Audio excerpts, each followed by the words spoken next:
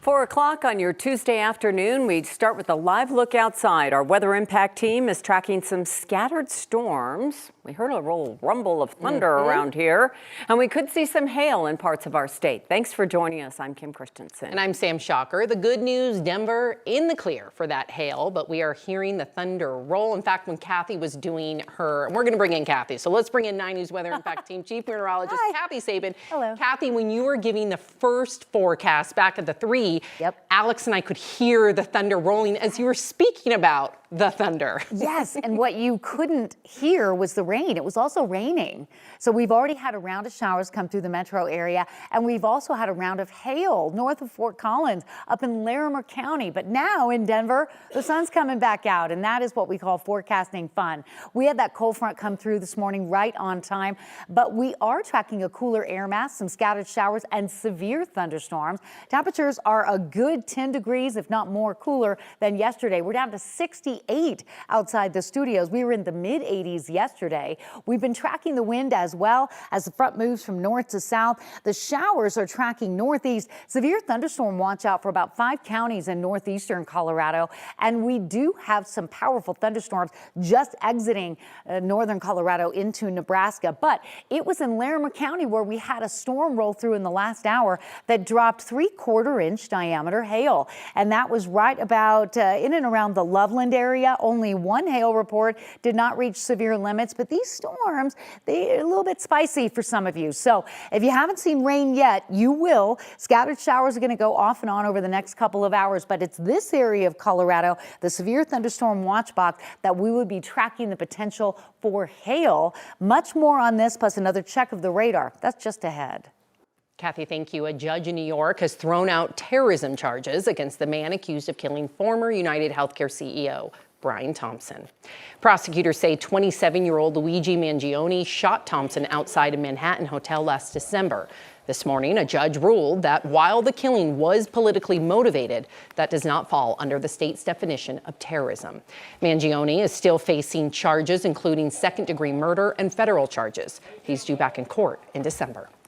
Prosecutors in Utah have charged the man accused of assassinating conservative activist Charlie Kirk with aggravated murder, a charge that could carry the death penalty. Investigators say 22-year-old Tyler Robinson fired from a rooftop at Utah Valley University last week, striking Kirk in the neck as he spoke to students. Kirk died soon after. Prosecutors say Robinson's DNA was found on the rifle used in the attack. He also faces weapons and obstruction charges. A motive for that shooting is still under investigation. In Loveland, police say they've arrested a man accused of vandalizing a memorial for Charlie Kirk. The tribute was set up on a homeowner's fence with flags, lights, and signs. Late Saturday night, someone set fire to it and threw a rock through the homeowner's car window.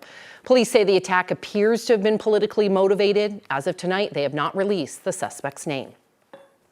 CSU plans to host 2 events this week to remember Charlie Kirk. On Thursday, Turning Point USA's student chapter will hold a vigil at Canvas Stadium at 5:30. And at 4, another group will host an event focused on free speech and political violence.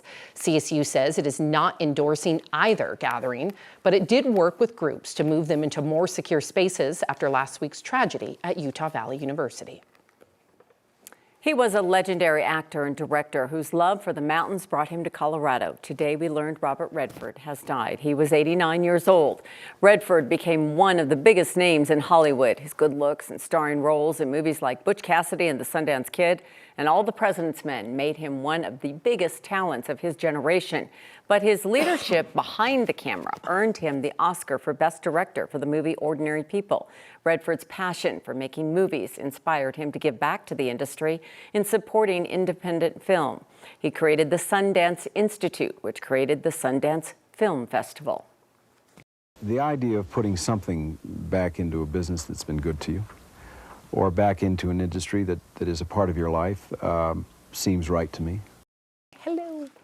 That festival is moving from Park City, Utah to Boulder in 2027, but Redford's ties to Colorado, they go far deeper. They sure do. 9 News Northern Newsroom reporter Amanda Gilbert has more on Redford's history and impact at CU.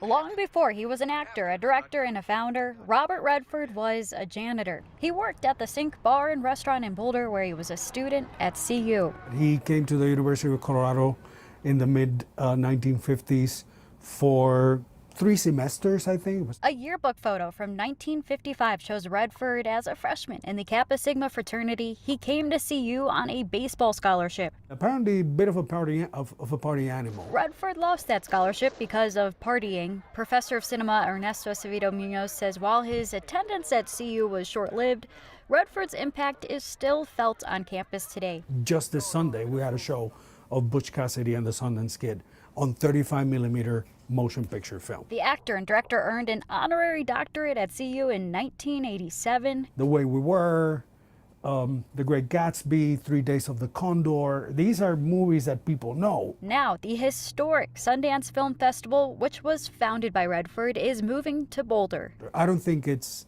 just by chance that the Sundance Film Festival chose Boulder as its next home. The Sundance Film Institute specifically sets aside time and space and resources to foster that up-and-coming talent who are knocking doors in Hollywood and nobody's opening the door to them. He was a legend. He was also an example to all of us. That was Amanda Gilbert reporting, and that professor also remembered Redford as an environmental activist, saying he focused a lot on land protection and preservation, especially out west. Quite a legendary meetup in Boulder today. Ice Cube took a trip to CU Boulder to visit his Hall of Fame partners, Coach Prime and Randy Moss. He attended the Buffs practice this morning, also visited the 9 News studios to discuss his show in Denver tonight. We're going to have much more on that coming up at 5:30.